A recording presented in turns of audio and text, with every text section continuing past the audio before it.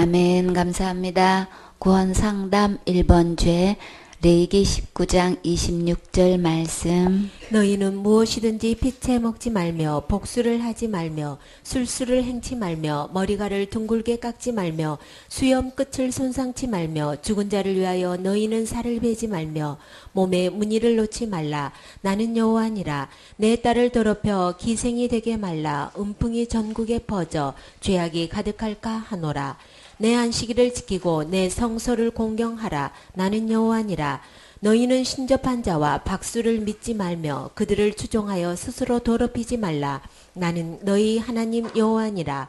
너는 샘머리 앞에 일어서고 노인의 얼굴을 공경하며 내 하나님을 경외하라. 나는 여호와니라. 아멘. 너희는 무엇이든지 피채 먹지 말라라고 말씀하셨어요. 주님은 왜 이렇게 피채 먹지 말라고 하셨을까요? 레위기 17장 11절에 보면 육체의 생명은 어디에 있어요? 피에 있지요. 그래서 내가 이 피를 너희에게 주었다 그러셨어요. 여러분 받으셨나요? 주님께서 우리에게 주신 이 피는 어디에 사용하라고 주신 거예요? 단에 뿌려라 그랬죠. 그 단에 왜 뿌려요? 너희의 생명을 위하여 속하게 하였다. 피는 죄를 속하는 일에 사용하라고 하시는 거죠. 근데 지금 보면 단에 뿌린다 그랬죠. 왜 단에 뿌릴까요? 단뿔에 뭐가 있어요? 17장 1절에 보면 우리의 죄가 마음판과 또 어디에 단뿔에 새겨졌지요. 그렇기 때문에 그 죄를 가릴 수 있는 것. 그 죄를 뭘로 기록했대요? 다이아몬드로 그걸 기록을 했으니 이거 뭐 할 수가 없는 거겠죠. 이게 왜 이렇게 다이아몬드로 비유를 하셨을까요? 이게 어떤 방도를 해도 이거는 이 다이아몬드보다 더 강한 거 없죠. 그런데요, 주님은 이것을 어떻게 해요? 덮어버리는 거예요. 그렇죠? 뭘로요? 피로 덮는 거죠. 왜 피로 덮어야 되는 거예요? 죄값은 사망이라서. 그래서 주님께서 이 피를 우리에게 주어서 너희의 생명을 위해서 속하게 하였다. 그러니 이 속하다는 거는 속바치다 그런 뜻인 거예요. 이게 재물을 바치고 죄를 면제받는 걸 말씀하시는 거예요. 바꾸는 거예요. 물밀 교환하는 거예요. 그건 누구의 생명일까요? 이 생명이 피에 있으므로 피는 뭘 하는 역할을 한다고요? 죄를 속하는, 죄를 용서하는 역할을 하기 때문에 절대로 이 피채 먹지 말라고 주님은 말씀하시면서 피는 죄를 사하는 일에 내가 너에게 주었다라고 말씀하시죠. 왜 이렇게 꼭 이렇게 피를 흘려야만 될까요? 히브리서 9장 22절에 율법을 쫓아 거의 모든 물건이 무엇으로 정결하게 돼요? 피로서 정결하게 되죠. 피 흘림이 없이는 사함이 없는 거예요. 그 값은 죄값은 사망이기 때문에 반드시 죄값은 죽어야만 그 값이 지불되고 교환을 할 수 있다면 날 거기서 건져낼 수 있는 거예요. 죄를 용서받기 위해서는 반드시 피값을 요구하기 때문에 피 흘림이 없은즉 사함이 없어요. 분명히 이렇게 기록되어 있는데도 불구하고 사단은 우리를 어떻게 속여와요? 너무나 많은 사람들이 어떻게 알고 있고 어떻게 믿고 있어요? 날마다 기도로 죄 문제를 해결한다고 이렇게 믿고 있지요. 피 흘림이 없이는 절대 사함이 없기 때문에 피는 죄를 속하는 일에 우리에게 주셨지 그것을 먹으라고 주신 거 아니라는 것. 우리 이 말씀을 우리 분명히 알아야 되겠죠. 그래서 자, 그런데 어떤 피라야만 죄를 용서받을 수 있나요? 아무나 피 흘린다고 되나요? 안 되지요. 레위기 1장 1절에 보면 여호와께서 이제 해막에서 모세를 부르시고 이제 모세에게 말씀을 하시는 거예요. 이스라엘 자손에게 과여 이르라. 너희 중에 누구든지 막론하고 하나님께 예물을 드리려 하거든. 어떤 예물을 드려야 되는지 봐요. 생축 중에서 소나 양으로 예물을 드릴지니라. 이제 근데 그 예물을 드리는 그 번제물에 대해서 주님은 분명히 말씀하신 게 있어요. 어떤 예물만 드릴 수 있어요? 그 예물이 소의 번제이면 뭘로 드려야 되는 거예요? 흠 없는 걸로 드려야 되는 거예요. 절대 하자 있는 것, 피부병 난 것, 병든 것 그런 걸로 드려서는 안 되는 거예요. 가장 건강하고 가장 좋은 상태에 있는 그런 것으로 예물을 삼아야 되는 거죠. 그래서 흠없는 숫것으로 회막문에서 요 앞에서 연락하시도록 드릴지니라. 하나님께 제사를 드리는데 그 제사가 하나님께 온전히 연락되려면 그 제물이 절대로 흠이 없어야 된다는 거예요. 흠이 있는 것 드렸다가는 연락이 안 된다는 말씀을 하시는 거죠. 그래서 그가 번제물의 머리에 안수할지니 왜 안수한다 그랬어요? 범죄한 나의 죄가 어디로 넘어가는 거예요? 그 짐승에게로 번제물에게 넘어가는 거죠. 그렇게 해서 흠 없을 때만 그것이 죄가 넘어가서 하나님께 연락이 된다는 거예요. 그렇게 해서 그리하면 연락되어 그를 위하여 속죄가 될 것이니라. 그럴 때만 지은 죄가 용서가 된다는 거죠. 내가 하나님 앞에서 죄를 지어서 주님 잘못했어요 자복해도 우리는 반드시 뭐가 있어야 되는 거예요? 피 흘림이 있어야만 사함이 있는 거예요. 이거를 사단은 절반의 진실을 가지고 그저 그냥 회개만 요구해, 기도만 요구한다고, 말로 고백하는 것만 요구해. 그 뒤에 이렇게 피가 흘려져야만 된다는 얘기는 다 빼놓고 있단 말이에요. 온전한 말씀을 전해야 되는 거예요. 그래서 말씀을 모르면 어떻게 돼요? 망하게 되잖아요. 그렇게 나 배워서 그렇게 했는데요. 근데 온전히 온전한 예물이 드려져야만, 흠이 없는 피가 드려져야만 연락되고 죄가 속하는 건데 그냥 잘못했어요 말만 하고 그 다음에 흠 없는 피가 드려지지 않는데 어떻게 이게 죄가 속하게 되며 그게 연락이 되겠냔 말이에요. 안 되는 거예요. 그럴 때 우리는 말씀을 펴놓고 말씀대로 듣고 말씀대로 믿으셔야 되는 거죠. 그래서 여기서 말하는 이 흠없는 번제물의 소와 양이 그건 누구실까요? 예수님이시죠. 히브리서 10장 10절에 이 뜻을 쫓아서 예수님이 어떻게 오셨다고 하셨어요? 몸을 입고 오셨지요. 하나님은 우주 만물을 창조하셨을 때 말씀으로 6일 만에 다 창조하셨어요. 아무 문제 없어요. 근데요, 왜 이렇게 몸을 입고 오셔야만 하셨어요? 피 흘림이 없은즉 사함이 없기 때문에. 누가 죄를 지었어요? 내가 지었잖아요. 내가 지은 이 죄로 인해서 지옥 갈 수밖에 없는 이 죄는 반드시 흠 없는 피가 흘려졌을 때만 죄가 속하기 때문에 이 세상에 우리는 다 흠이 있죠. 이미 그냥 모태에서부터 죄 중에서 태어났기 때문에 우리는 다 누구나 다 지옥 갈 수밖에 없는 죄인이란 말이에요. 그렇기 때문에 우리가 아무리 수천 수만 명 수억만 명의 피가 흘려진들 흠 있는 피기 때문에 죄를 속할 수도 없고 하나님께 연락될 수가 없어요. 그래서 흠 없는, 죄 없는, 티 없는, 점 없는 오직 예수님 하나님이 몸을 입고 오셔야 되는 거예요. 그래서 이 뜻을 쫓아서 율법의 요구에는 하나만 범죄해도 이렇게 생명을 요구하기 때문에, 피를 요구하기 때문에 주님은 그 뜻을 쫓아서 몸을 입고 오셨어요. 근데 그리스도의 몸을 어떻게 하시기 위해서 오셨다고요? 단번에 드리시기 위해서, 이렇게 번제물이 되기 위해서 오셨단 말이에요. 여기서 단번이라고 그랬어요. 단번은 뭘 얘기하는 거예요? 단 한 번을 얘기하는 거예요. 하나님의 제사는 이 몸을 드리는데 딱 한 번으로 이 모든 제물이 되어서 드려져서 우리의 죄를 해결하셨다는 거예요. 해결하시는데 얼마만큼 해결하셨어요? 얼마만큼 죄를 속하셨어요? 얼마만큼 용서를 하셨냐는 거예요. 주님은 우리가 거룩하게 하셨다 그러셨어요. 그쵸? 그 몸을 단번에 들이심으로 말미암아서 우리의 죄를 거룩하게 해놓으셨다고 분명히 말씀하셨어요. 거룩하게 해놓았다는 것은 얼마만큼 거룩하게 해놓은 거예요? 하나님만큼 거룩하게 해놨다는 거예요. 하나님은 죄 있으신가요? 없으신가요? 분명히 흠 없다고 하셨어요. 흠이 없고 거룩하다는 것은 하나님만큼 깨끗하게 용서를 해놓으셨다는 말씀을 하시는 거예요.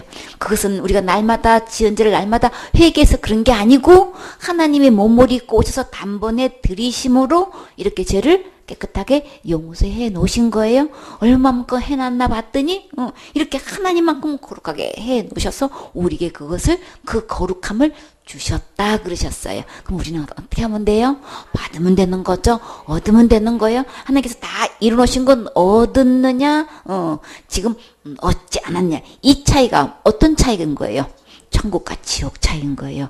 우리는 어느 누구를 막론하고 제 문제 해결할 수가 없어요. 그래서 오셔서 이 제 문제를 단번에 해결하셔서 거룩하게 해놓으셔서 우리 모두에게 이 거룩함을 주셨는데 나는 그거를 믿고 받았느냐 받지 않느냐, 이게 천국과 지옥 차이인 거예요. 그래서 오직 그리스도는 우리 죄를 위해서 이 제사는 어느 정도의 제사인 거예요? 그 효력이 영원한 제사인 거죠. 이 단 한 번의 제사, 한 영원한 제사라는 이 한은 단 한 번을 얘기하는 거예요. 한 영원한 제사를 드리시고 어디에 앉으셨나요? 하나님 우편에 앉으셨지요. 주님께서 6일 만에 천지 창조하시고 7일에는 안식하셨어요. 주님은 다 일을 마치셨단 말이에요. 그러면 우리 지옥 갈죄 예수님이 단 한 번으로 다 끝내주셨어요. 율법의 요구에 대한 마침이 되신 거예요. 다 마치신 거예요. 다 끝내신 거예요. 다 이루셨다고요. 그래서 그 단 한 번의 영원한 제사가 그 효력이 언제까지 간다고요? 저가 한 제물로, 단 한 번의 제물로 그 몸을 들이심으로 거룩하게 해 놓으셨다고 그러셨죠? 그 효력은 영원히 온전케 하셨느니라. 예수님의 단 한 번의 몸으로 드린 이 제사는 영원한 제사고, 이 단 한 번에 드린 이 영원한 제사는 영원히 온전케 한 효력이 이루어지는 거죠. 그래서 그 예수님의 흘리신 이 피로는 어디 갈 수 있도록 19절에 형제들아 우리가 예수의 피를 힘입어서 어디에 들어갈 수 있어요? 성소에 들어갈 담대한 힘을 얻은 거예요. 그래서 거룩한 거, 다 거룩하게 해놓으신 거 받기만 하면 우리는 어디로 들어갈 수 있어요? 이 피의 능력이 얼마만큼 담대하냐, 담대한 힘이 있나 봤더니 거룩한 하늘나라의 처소에 담대하게 당당하게 들어갈 수 있는 이 어마어마한 힘이 있는 거예요. 그렇기 때문에 우리는 그 하늘나라는 거룩한 나라라서 거룩하지 않으면 하늘나라 들어갈 수가 없어요. 사람끼리 비교해서 거룩한 정도가 아니고 하나님만큼 거룩해야 되는 거예요. 하나님은 하나님답게 일하시지요. 그래서 우리의 죄를 하나님만큼 깨끗하게 해놓으시고 거룩하게 해놓으시고 의롭게 해놓으신 거예요. 그래서 우리가 할 수 없기 때문에 주님이 다 해놓으시고 우리에게 어떻게 주셨어요? 은혜로 선물로 주셨지요. 그래서 우리는 그 선물을 받으면 되는 거예요. 그래서 레위기 17장 14절에 모든 생물은 그 피가 생명과 일체라 그랬죠. 그러므로 내가 이스라엘 자손에게 이르기를 너희는 어느 육체의 피든지 먹지 말라 하였나니. 그래서 이 생명이기 때문에 이 피는 하나님께서 죄를 속하는 일에 우리에게 주셨지 먹으라고 주신 것 아니라고 말씀하셨죠. 그래서 모든 육체의 생명은 그 피인즉 피를 먹는 자는 끊어지리라 그러셨어요. 끊어지면 어떻게 돼요? 하나님께서 끊어지면 우리는 끝나는 거예요. 그쵸? 큰일 나죠? 율법에 의해서 하나님이 하신 이 말씀 이대로 범했다가는 다 끊어져서 하늘나라에 갈 수가 없게 되는 거예요. 그러니까 율법의 요구에 의하면 우리는 단 한 명도 천국 못 가요. 그렇기 때문에 주님께서 이 죄의 값을 몸으로 다 지불하셨기 때문에 이제 이런 건 먹느냐 안 먹느냐로 지옥 가고 천국 가지는 않아요. 그러니까 율법의 요구로 보면은 다 지옥 가야 되는 거예요. 근데 그 지옥 갈 죄를 예수님이 오셔서 대신 저주받아 주셔서 값을 지불했기 때문에 그래서 지옥 안 가는 거예요. 그래서 끊어지지 않는 거예요.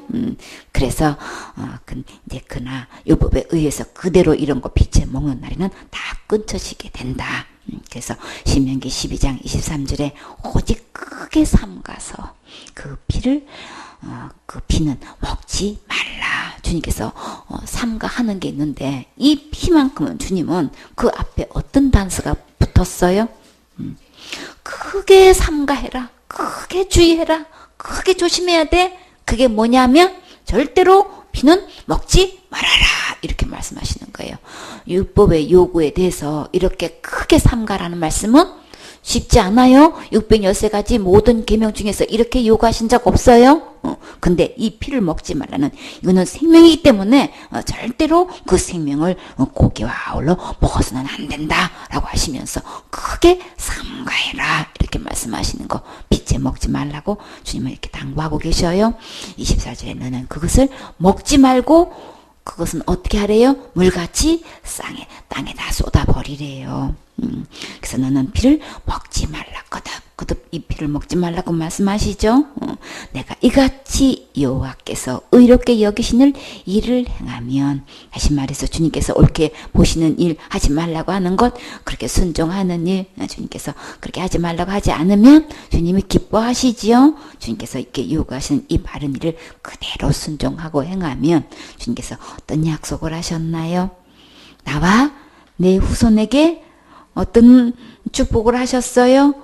복을 누리도록 축복해 주셨지요. 이렇게 주님께서 이렇게 여기신 일을 그대로 순종하면, 빛에 먹지 말라고 하면 그대로 땅에 쏟고 안 먹고 정말 번제로 속죄하는 일에 드리는 일에만 사용하면 주님께서 나뿐만 아니라 나의 후손에게도 주님은 복을 주신대요. 근데요, 복을 주시는 걸로 끝나는 게 아니에요. 말씀을 한번 자세히 보세요. 복을 어떻게 주신다고요? 복을 누리게 해주신대요. 참 이게 너무나 중요한 거죠. 이게 하나님께서 모든 것을 이렇게 다 주셨는데도 불구하고 누리지 못하면 아무 소용 없지요. 그래서 누리지 못하는 것은 주님이 무엇이라고 말씀하셨어요? 악한 병이라고 했지요. 전도서 6장 2절에 어떤 사람은 그 심령의 모든 소원에 부족함이 없도록 주님이 다 응답을 해주셨어. 재물서부터 부유하게도 하고 모든 종기도 막 쥐나 신분을 만원하고 너무나 귀하고 높은 일은 이렇게 직분도 주셨고 신분도 주셨고 지위도 주셨고 재물도 풍성해서 어느 것 하나 돌아봐도 전혀 부족하게 없게끔 이렇게 모든 것을 하나님께부터 다 받았다고요. 그런데요, 다 받고도 문제는 뭐가 문제예요? 누리지를 못해. 누리게 하심을 얻지를 못해 도대체. 그러니까 주님께서 볼 때 부족함이 없이 하나님께서 엄청난 축복을 주셨는데도 불구하고 그걸 하나도 못 누려. 그래서 그거를 보고 주님은 뭐라고 하셨어요? 악한 병에 걸렸다 지금. 가장 심각한 병이 바로 이건 거예요. 암의 문제가 아니고 하나님께서 온갖 것 다 주셨는데도 그거 주신 것은 정작 자기는 못 누리고 누가 누린대요? 누리지를 않고 있으니까 다른 사람이 누리나니. 정작 이 사람한테 줬는데 이 사람은 하나도 못 누리고 있고 그거를 엉뚱한 사람이 다 누리더라는 거예요. 그 왜 원인이 뭔가 했더니 악한 병에 걸려가지고. 어떤 악한 병에 걸렸나요? 다 골고루 다 하나님께서 주셨는데 그저 그냥 그럼에도 불구하고 전부 다 그 마음속에는 뭐가 있어요? 감사가 있는 게 아니고 기쁨이 있는 게 아니고 그 마음에 행복이 싹 트는 게 아니고 뭐가 있어요? 그럼에도 불구하고 원망 불평이 그냥 가득 들어있어. 주신 것에 대해서는 받은 것에 대해서는 행복을 누리지를 못하고 전부 다 그냥 이렇게 원망 불평과 미움으로 가득 차 있으니 그야말로 악한 병에 걸린 건 맞지요? 여러분은 죄사함 받으셨나요? 지금 죽어도 천국 가실 수 있나요? 하나님 자녀 되셨나요? 그럼 우리는 천국을 유산을 받은 거죠.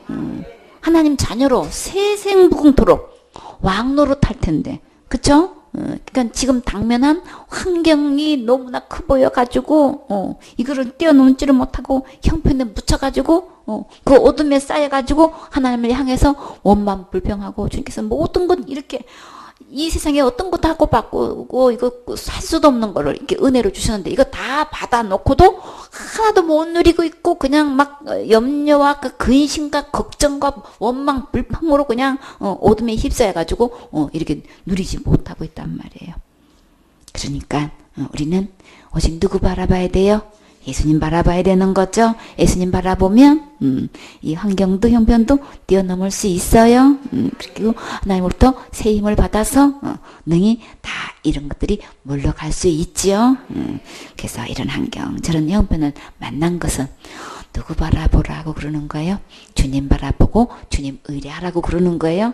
모든 것이 잘 돼가지고 막 승승장구하는데 문제는요, 또 막 너무 누리다 못해서 다 뭐예요? 자기가 한 걸로 착각해가지고 뭐가 높아져요? 목에 기부스가 들어가가지고 있는 대로 교만해가지고 그냥 전부 다 자기 능력으로 뭐 이렇게 된 것처럼 또 착각해가지고 또 이제 이가 또 교만병이 들려가지고 또 하나님의 은혜는 간 것도 없고 전부 다 자기가 다 한 것처럼 이렇게 또 착각을 일으켜가지고 또 이건 또 보통 또 악한 병 아니죠, 그렇죠? 누리지 못하는 것도 악한 병이고 하나님께서 다 주셨다고 분명히 말씀하셨는데 내가 뭘 해가지고 내 능력으로 한 것처럼 착각해가지고 또 교만해가지고 하나님은 간 것도 없고 하나님께 영광 돌리는 건 하나도 없고 전부 다 자기 자만에 그냥 해서 자기 자랑만 하고 있는 이것도 참 보기 힘든 모습인 거죠. 그래서 우리 환경 속에서 그래서 감당치 못할 어떤 환경과 형편을 만나면 어떻게 하라고? 그 문제를 주님께 갖고 나오라고, 주님께 의뢰하라고, 주님께 무릎 꿇고 주님 도와주세요. 내 입으로 할 수가 없어요. 그러니까 거기서 묻히지 마세요. 어둠에 그냥 무덤을 만들지 마세요. 그것을 하나님께 갖고 놓으라고. 그래서 주님께서 그 문제 다 알으면 주님께서 해결해 주시면 주님은 나와 함께 계셔. 주님은 내 짐을 날마다 지시는 분이시여. 주님은 나의 방패시고 나를 돕는다시야. 주님의 막 그 강력한 능력의 오른손으로 나를 항상 붙잡고 계셔. 난 두려울 게 없어. 주님은 항상 내 편이셔. 막 이런 마음으로 감사와 감격 속에서 주님을 자랑하면서 간증하면서 주님을 찬양하면서 그렇게 행복을 누리면서 지내라고. 이 세상의 모든 부귀 영화 풍성한 거 다 줘도 누구를 잃어버리면 하나님 잃어버리면 안 되잖아요. 이 모든 것은 주님이 주신 거야. 이것 찬양하면서 예배드리면서 그렇게 주께서 행복을 누리라고 주께서 이런 형편 저런 환경을 만나게 하신 거예요. 절대 낙담하지 마세요. 어둠에 묻혀있지 마세요. 주님께 가지고 나가라고 기도거리를 주신 거예요. 그래, 내가 멋지게 해결해 줄게. 막 그래서 주님이 막 그 기도 들으시고 딱 패스 딱 받고 그냥 그래, 너는 가만히 서서 내가 어떻게 하는가 봐봐. 그쵸? 걱정하지도 말고 내가 하는 일을 어떻게 하는지만 보라고. 모세도 받고 모세도 그 모든 백성들 주님께서 왜 돌쳐서 그냥 오도 가도 못하는 곳에 갇혀놨어요? 주님께서 멋지게 막 일하시려고 하는 거예요. 죽음으로 몰아넣는 거 아닌 거예요? 홍해바다 앞서 막 절벽에다가 몰아넣고 뒤에서 애국 군사가 돌아오면 우리 막 애국에서 우리 죽이려고 막 끌어왔냐 막 그러고 막 모세를 향해서 원망했지요. 그때 주님 뭐라 그랬어요? 너희들은 두려워하지 말고 가만히 잠잠히 주님께서 어떻게 하시는가 보라 그러셨죠. 우리 이런 환경을 만날 수 있어요. 애국 시대만 그때만 출애굽할 때만 그런 환경이 있는 거 아닌 거예요? 우리 환경에서 그런 일을 만나면 주님 바라보세요. 주님 바라보고 주님께 일하시는 거 보면 와, 이렇게 주님을 일을 해주셨어. 나는 뭐 진짜 상상도 못했는데 이렇게 빨리 축복해 주시고 또 축복 주시면 또 이런 일도 환경 만나고 저런 일 만나는 거 다 주님이 이거 전부 다 처음부터 끝까지 다 주님이 해주셨어. 이거 간증 듣고 싶어서 그러시는 거예요. 실질로도 다 주님이 주신 거고 또 그 일을 다 일어난 일들을 다 맡고 해결하시는 것도 주님이시라는 거. 그래서 일어나는 모든 일을 통해서 하나님을 자랑하라고 주님이 주시는 거죠. 그래서 우리 주님은 이런 내게 모든 것 참 이렇게 의뢰라 하라고 했을 때 우리는 어떻게 해야 돼요? 우리 필요한 것 모든 것은 어떻게 기도하라고 했어요? 예쁜 말로 기도하라고 그랬죠. 그래야 빨리 응답받아요. 주님께서 요한복음 16장 24절에 지금까지는 너희가 내 이름으로 아무것도 구하지 아니하였으나 구하라 그리하면 받으리니. 받게 되면 우리 마음이 어때요? 너희 기쁨이 충만하리라. 이 말씀이 믿어지셨나요? 아멘 되어지세요? 그럼 우리는 어떻게 해야 돼요? 다 같이 어떻게 기도해야 돼요? 주님 주세요. 이렇게 예쁘게 기도하세요. 원망불평하지 말고 근심도 하지 말고 염려도 하지 마세요. 애기처럼 예쁘게 그렇게 기도하면 제일 빨리 응답받아요. 그러니까 그냥 어른인 채 가지고 그냥 근심 걱정 끌어안고 있는 거는 자기가 지금 그 순간에 무슨 노릇하고 있는 거예요? 자기가 하나님 노릇하고 있는 거예요. 해결하지도 못하면서. 그러다 보면 가부화가 실려가지고 금방 어떻게 돼요?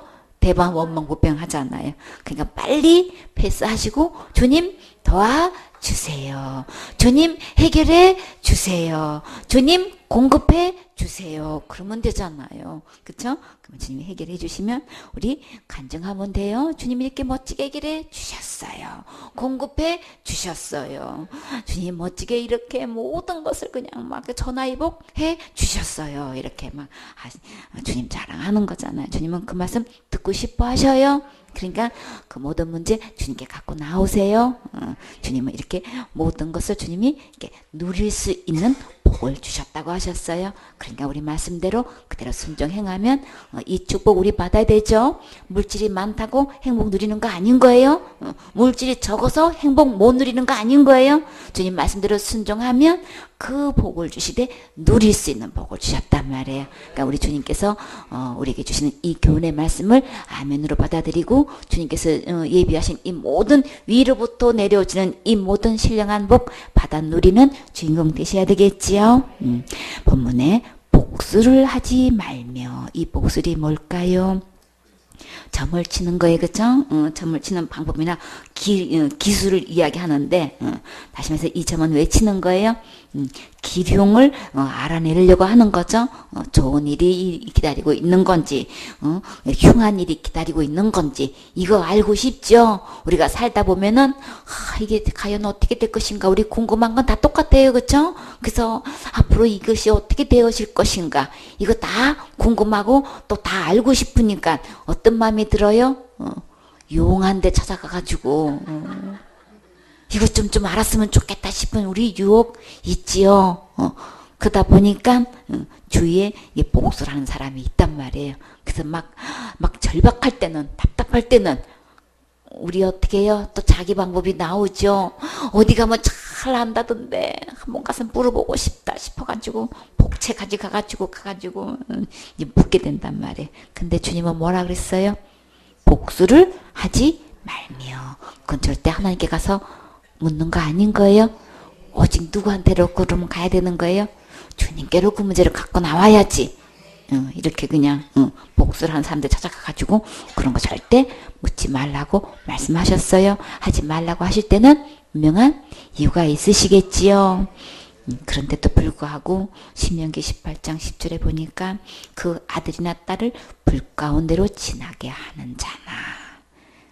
왜 아들 딸을 불 가운데로 지나게 해요? 추우니까 따뜻하라고 그러는 거예요? 그거 아니고 지금 불 가운데로 지내라고 하는 거는 자기가 어떤 형편을 만나가지고 막 어렵고 절박한 일, 막 자기가 할 수 없는 일을 만나니까 아들이나 딸을 바쳐서라도 이 문제를 해결하고 싶은 거예요. 제물로 바쳐가지고 아들, 딸을 희생제물로 바치는 거예요. 그래가지고 하나님께 바치는 거예요? 그거 아니고 우상신한테 바쳐가가지고 우리 좀 이 문제를, 당면한 문제를 좀 해결해 주세요. 우리 사업을 축복해 주세요. 지금 이러는 거라고요. 이 시대에 이랬단 말이에요. 그리고 또 뭐를 했어요? 복술자나 기륭을 만나는 자나. 이 복술자는 이렇게 점을 치는 걸 말한다 그랬죠. 그리고 기륭을 말하는 자. 이게 잘 될 것인지 아니면 망할 것인지 이거 먼저 알아보고 물어보고 해야 되지 않겠어? 이래가지고 그런 사람들을 이제 말하는 자를 찾아다닌단 말이에요. 요술을 하는 자나. 우리는 요술을 한다고 하면 굉장히 재미있어 하죠. 막 재빠른데 손놀림이나 막 여러 가지 장치나 막 트릭 따위를 써가지고 사람의 눈을 어리게 해가지고 어떻게 해요? 그냥 불가사인 일을 막 실현해 보이는 것처럼 막 이 술법을 써가지고 구경거리를 삼아서 막 이런 일을 한단 말이에요. 그러다 보면 막 우리가 막 빨려 들어가죠. 그쵸? 그런 일들 하지 말라는 거예요. 무당을 찾아가지도 말고 귀신을 이렇게 섬겨가지고 막 기둥을 점치는 이런 굿 같은 것을 업으로 하는 사람들 찾아가지 말라는 거예요. 그쵸? 그냥 일반적으로 무당하면은 여자를 얘기하는 거예요. 이렇게 무녀다 그렇게 얘기도 하죠. 11절에 보니까 진언자나, 진언은 마술이나 이렇게 부적을 가지고 어떤 일을 막 이렇게 촉진시키거나 이렇게 중단시키는 사람을 말을 하는 거예요. 이제. 우리 진언자라는 말을 우리 잘 흔히 못 듣는 얘기인 거죠. 또 이 세계에서는 또 어느 정도 이렇게 좀 위치에 있는 사람인 거예요. 막 중단도 시키고 빨리빨리 막 진행도 시키고 이런 역할을 하는 사람인 거예요. 신접한 자나 귀신을 불러가지고 미래 일에 대해서 묻는 일을 하는 거예요. 박수다 그랬는데 박수는 남자 무당을 말할 때 박수라고 그래요. 그냥 여자 무당은 그냥 무당이다, 이제 무녀다 이렇게 표현하는데 여기 보면 또 초혼자를 너희 중에 용납하지 말라 그랬어요. 죽은 사람의 넋을 돌아오도록 이렇게 부른 일을 하는 사람을 말하는 거예요. 이게 혼을 불러가지고 이제 막 물어보는 거, 그런 사람들, 그런 사람을 이렇게 초혼자라고 하는데 주님은 절대 너희 중에 이런 자를 용납하지 말라. 절대 받아들이지 말라는 거예요. 만약에 이런 일을 행하는 자는 주님께서는 어떻게 여기신대요? 가증히 여기신다. 주님께서 너무너무 싫어하시는 거예요. 너무너무 혐오스럽게 여기시는 거기 때문에 절대 이런 자들하고 가까이지 말고 용납하지 말라는 거예요. 가서 묻지도 말라는 거예요. 만약에 이런 가증한 일로 인해서 내 하나님의 여호와께서 그들을 내 앞에서 쫓아내시느니라. 이런 자에게 가가지고 점을 치는다든지 묻는다든지 자기 자녀를 갖다가 그렇게 이끌다가 그렇게 불 가운데 지나게 한다든지 우리가 답답한 일 만나면 막 이런 사람을 찾아가게 되잖아요. 그렇죠? 사업을 하기 위해서 뭘 하기 위해서 먼저 뭐 이제는 뭐 선거하는데도 내가 그냥 될 거냐 말 거냐 이제 그런 것도 엄청난 계획을 막 들고 가가지고 또 묻잖아요. 절대 주님은 그런 자들을 찾아가지 말고 만약에 찾아가서 그렇게 했다는 날에는 여호와께서 그들을 하나님 앞에서 쫓아내신다고 말씀하셨죠. 아까는 끊어낸다고 하셨는데 이제 쫓아내신다고 분명히 말씀하셨어요. 이 혼탁한 년들과 어울리면 어떻게 되길래 주님은 이들을 용납하지 말라고 하셨을까요? 계시록 16장 13절에 보면 또 내가 봄에 개구리 같은 영이 올라온다 그랬어요. 그 영을 어떤 영이라고 하셨는지 알아요? 더러운 영이다 그랬어요. 새 더러운 영이 이제 올라오는 거예요. 용의 입과 짐승의 입과 거짓 선지자의 입에서 나온다 그랬어요. 그 영이, 영은 곧 누구예요? 마귀를 얘기하죠. 그쵸? 짐승은 적그리스도를 얘기해요. 그쵸? 거짓 선지자는 지금으로 말하면 목사를 얘기하는 거예요. 근데 그 앞에 목사가 어떤 목사래요? 선지자가 어떤 선지자래요? 거짓 선지자다. 참 이게 참 문제인 거예요. 그렇죠? 이 거짓 선지자가 너무나 많은 교인들에게 거짓말을 해가지고 실상은 겉으로는 너무나 유명한 목사님이고 알려진 목사님이고 정말 내노라 하는 갈력 있는 목사님이시고 아주 세계적으로 유명하신 분이시고 종교계에서도 그냥 아주 그냥 최우두머리급이시고 근데 우리는 외모를 보소 대단한 목사님이시지 한마디 이름만 얘기하면 그냥 모르는 사람이 없을 정도로 그런데도요 주님은 앞에 어떤 걸 붙였어요? 거짓 선지자다 그랬다고요. 거짓 목사 너무 많아요. 너무 많아서 문제인 거예요. 근데 그들을 향해서 한마디로 주님은 어떤 영이라고 하셨어요? 더러운 영이다 그랬어요. 더러운 영인 거예요. 그러면 이런 영들에게 찾아가서 자기의 장래 일을 묻고 이렇게 점을 치는 날에는 그러면 우리 영혼이 어떻게 되는 거예요? 그 영향을 받아서 주님 가정이 여기는 너무나 싫어하는 더러운 그 영향을 받게 된단 말이에요. 계시록 18장 2절에 힘센 음성으로 외쳐 가로되 무너졌도다 무너졌도다. 뭐가 무너졌어요? 큰 성 바벨론이요. 그 큰 성 바벨론이 뭔가 했더니 뭐였나요? 귀신의 처소다 그랬어요. 각종 어떤 영이 모이는 곳이에요? 더러운 영이 모이는 곳이에요. 그리고요 각종 더럽고 가증한 새에 모이는 곳이 되었도다. 사단을 얘기할 때 새를 비유할 때가 있으셔요. 그 모이는 그 모든 것이 그 영들이 주님 보시기엔 전부 다 가증하고 더럽다. 그렇게 말씀하셨어요. 그런 곳에 찾아가면 그럼 우리는 다 어떻게 되는 거예요? 다 더러워지는 거죠. 그 결과는요. 어떻게 돼요? 무너졌도다. 다 무너지는 그 밑에 가 있으면 그럼 다 어떻게 되나요? 남아나나요? 다 깔리면 그럼 다 어떻게 되는 거예요? 주님은 여러 가지 표현하셔요. 끊어졌다. 또 아까는 뭐라 그러셨어요? 쫓아내신다. 이제는 무너졌다. 이렇게 말씀하신단 말이에요. 에베소 6장 12절에 우리의 씨름은 혈과 육에 대한 것 아니라고 했어요. 어디에 있어요? 그러니까 혈육끼리 싸우지 마세요. 다투지 마세요. 큰 소리 내지 마세요. 마음 조절하세요. 감정 조절하세요. 오직 우리는 어디에다가 정사와 권세와 이 어둠의 세상의 주관자들과 하늘에 있는 악의 영들에게 대합니다. 이들을 향해서 우리 싸움의 대상 이들과 씨름을 해야지 혈육 간에 하면 안 되는 거죠. 사역자끼리 하면 안 되죠. 교인끼리 싸우면 안 돼요. 원망불평하지 마시고 근데 이 악의 영들을 주님은 또 어떻게 표현하셨어요? 어둠의 세상이다 그랬죠. 우리 주님은 빛 대신 하나님이세요. 그렇죠? 이게 빛 대신 주님이신데 근데 하나님 외에 다른 이 영은 이 악한 영은 다 어둠의 세상이다. 그럼 우리 영혼은 어떻게 될까요? 이쪽과 함께 이렇게 어울리게 되면은 우리 다 인생이 다 어두워져요. 빛 대신 하나님께로 나와야 우리의 인생이 밝아지잖아요. 그렇기 때문에 이들에게 나아가면 안 되겠죠. 요한에서 4장 6절에 우리는 하나님께 속하였으니 맞나요? 아멘이신가요? 어둠의 영에게 악한 영에게 속하면 안 되죠. 하나님께 속한 자로서 하나님을 아는 자는 우리의 말을 듣고 하나님의 종의 말씀을 권면을 받아들이지요. 하나님께 속하지 아니하는 자는 우리의 말을 듣지 아니한다 그랬어요. 참 생명의 말씀, 복음의 말씀을 주려고 하는데 하나님께 속한 자는 그 말씀을 달게 듣고 아멘하는데 그렇지 않은 자는 결국은 어떻게 돼요?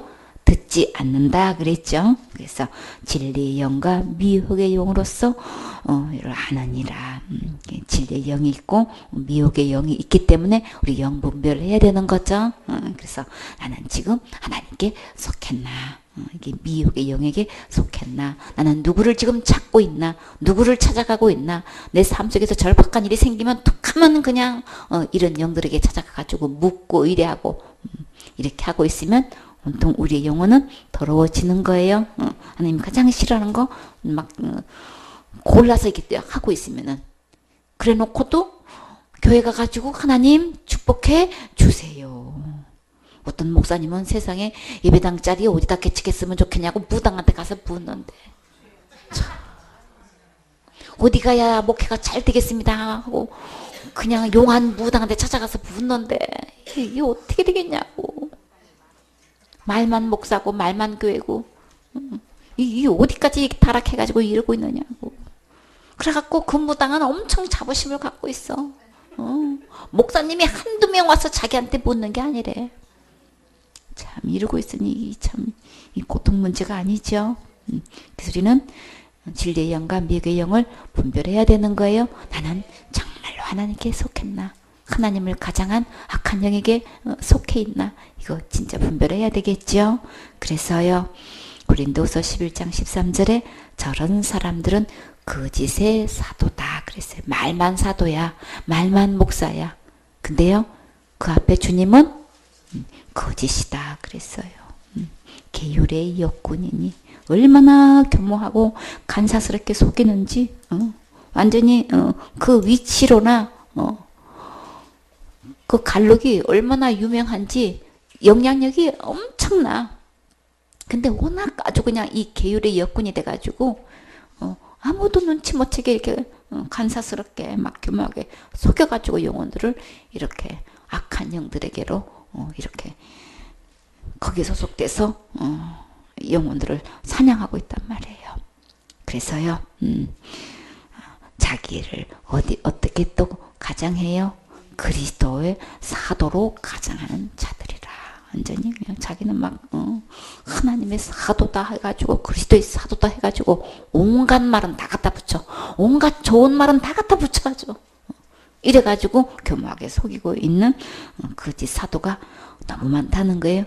게으르의 역군이 우리 주위에 너무 많아요. 그쵸? 그래 놓고도 뭐예요? 이 거짓 사도가 공공연하게 아니 부끄러운 줄도 모르고 기사를 대사특별을 내 아주 그냥 아주 전면 광고를 내 아주 그냥 아주 얼마나 그게 부끄러운 일이고 자기의 정체가 완전 적나라하게 그냥 나는 거짓 사도요 역군이 막 게으르의 막 역군이요 막 나는 그렇다고 자기가 아주 그냥 공공하게 떠드는 걸 몰라. 이거 나는 마귀한테 소속돼 있어 막 나는 그리스도를 가장할 뿐이요 막 이렇게 자기를 드러내는데도 그게 전혀 모르고 속아가지고 엄청 자랑거리로 알고 신문에 떡하니 내고 있다니까.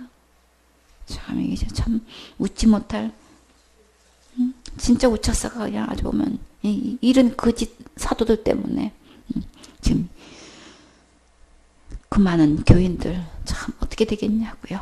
그래서 고린도후서 4장 2절에 이 숨은 부끄러움의 일을 버리고 너무나 부끄러운 일인지 모르고 그렇게 신문에 내고 있죠. 그런 거 다 버려야 되겠죠. 계율 가운데 행하지 아니하며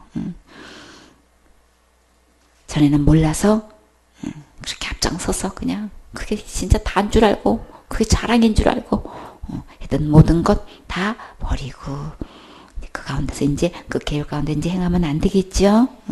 그리고 특징이 뭐예요? 하나님의 이 순전한 말씀, 이 단순한 말씀을 예수님 믿으면 천국인데 온갖 하나님 말씀을 혼잡하게 해가지고 있는 대로 뒤섞여가지고 율법하고 은혜의 말씀을 완전히 뒤섞어 놔가지고 뭐가 뭔지도 모르게끔 만들어놔. 그저 교회에서는 뭐가 제일 먼저예요? 모든 걸 뭘로 밀고 나가요? 예수님은 하나 듣고 전부 다 기도로 밀고 나가. 기도를 해가지고 뭘 한다고 해가지고 전부 다 기도야. 예수님은 온데간데가 없어. 이렇게 다 그냥 혼잡해가지고 결국은 다 그 말씀을 갖고도 혼잡시켜서 누구를 희생시켜요? 예수님을 빼놔. 모든 일에 다 예수님을 다 희생시키는 거예요. 그래갖고 누가 등장해요? 자기가 뭘 하는 걸로 계속해서 막 열심을 갖다가 내라고 막 기도도 하라 그러고 모든 프로그램을 무슨 같은 그 모이는 모임도 참 여러 가지야 보면 새벽 기도에도 21일 단일 기도, 특별 기도, 무슨 기도 해가지고 기도 이름도 참 얼마나 많은지 몰라. 그래가지고 전부 다 행사 위주로 해가지고 전부 다 내가 뭐를 그냥 하는 걸로 이렇게 지금 하고 있다고. 예수님께서 내가 뭘 해줄게 하고 싶으신데 그쵸? 예수님이나 교회는 누가 열심을 내야 되는 거예요?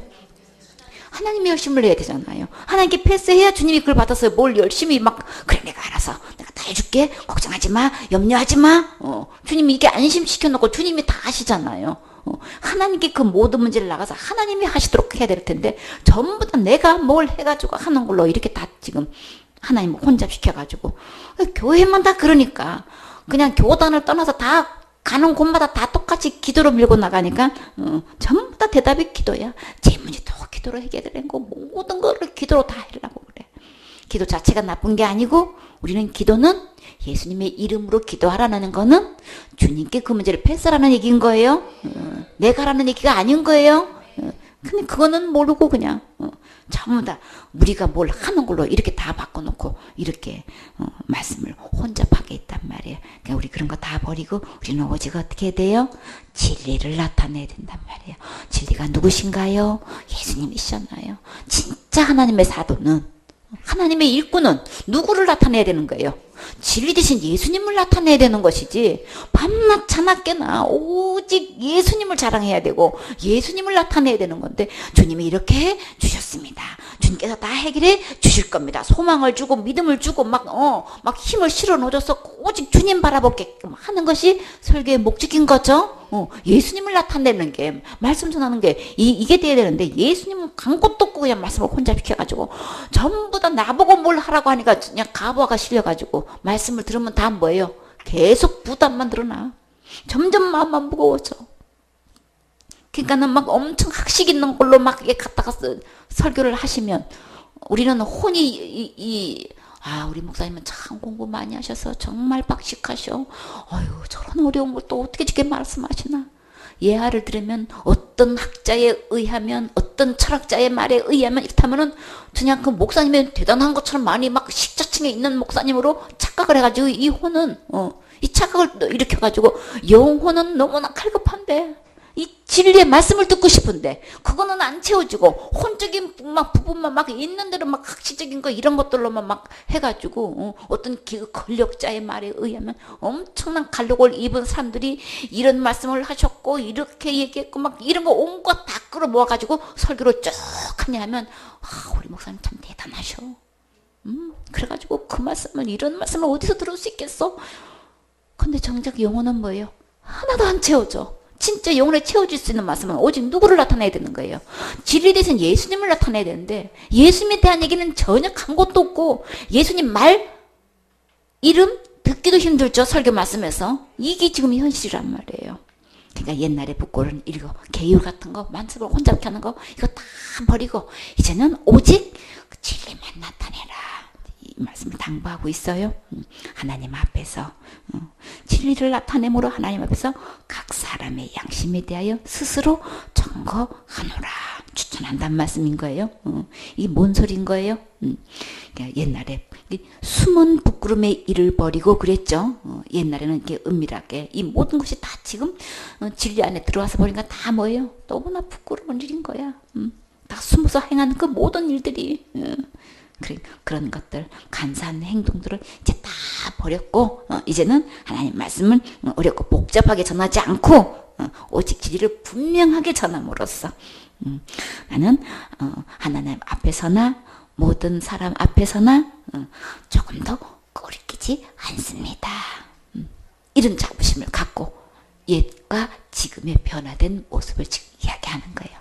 전에도 똑같이 거짓 선자가 어울려가지고 이게 은밀하게 부고운 일을 막 했고 막 계율을 행했고 막 말씀을 혼자 빼가지고 뭔 소린지도 못 알아듣게끔 이렇게 했는데, 막 설교를 베껴가지고 카피 해가지고 그냥 막 전하는 게 얼마나 유명한 목사님을 능수능란하게 이거를 캐치해가지고 그냥 그거를 그냥 실감나게 그냥 똑같이 전하느냐, 막 이게 이렇게 돼 가고 있으니 진짜 진리의 말씀 하나님으로 받아가지고 전하는 거를 찾아보기가 힘들지요. 그래서 그냥 막 너무나 영혼들은 갈급해 있는데, 전에는 그렇게 했었죠. 이제 이걸 다 버리고 이제 하나님 앞에서 오직 예수님을 나타냄으로써 하나님 앞에서나 사람들 앞에서 전혀 양심에 꺼리낌이 없게끔 해서 오직 누구만 나타낸다는 거예요? 예수님만 나타낸다는 거예요. 예수님 모를 때는 전에는 막 그렇게 했었다. 그래서 막 강력하게 스스로 내가 막 전거하노라. 양심께 전혀 끄리낌 없이 막 자기의 삶을, 생활을 떳떳하게 내세울 수 있다고 지금 이야기하는 거예요. 악한 영들과 어울리다 보면 이렇게 혼탁해져 가지고 이런 말씀을 교인들한테 먹이면 그 영혼들 다 어떻게 되겠냐고요. 혼란스러운 거 더 그냥 정신없게 만들어 버리는 거예요. 그쵸? 뭔 소린지도 몰라. 결국은 하나도 손에 쥐는 게 없고 마셔야 이 목이 가란 목이 시원해지는데, 진짜 진리의 말씀인 생수의 말씀을, 신령한 음료라 그랬죠. 신령한 양식을 먹어야 배가 부르고 마셔야 시원한데 이거는 안 되고 당장은 뭐 굉장히 저거 한 것 같은데 그냥 돌아서서는 하나도 채워지지 않고, 이런 일을 전에는 그랬는데 지금 그렇지 않다는 말씀을 하시는 거예요. 그러니까 악한 영들과 이렇게 어울리면 우리의 영혼이 이렇게 혼탁해져서 이렇게 되는 거예요. 그래서 우리가 베드로전서 3장 10절에 보니까, 그러므로 우리는 무엇을 사랑해야 돼요? 생명을 사랑하고 좋은 날 보기를 원하는 자는 무엇을 금해야 되나요? 혀를 금해야 된다 그랬죠. 악한 말을 그치며. 진짜 악한 말이 뭐냐고요.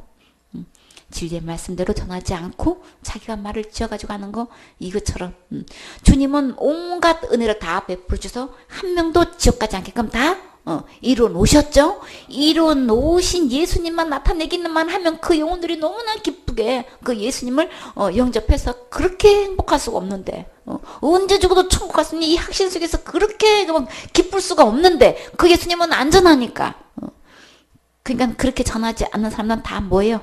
다 악한 말만 하게 설교가 아니고 주님 보시는 다 악한 말만 하고 있는 거예요.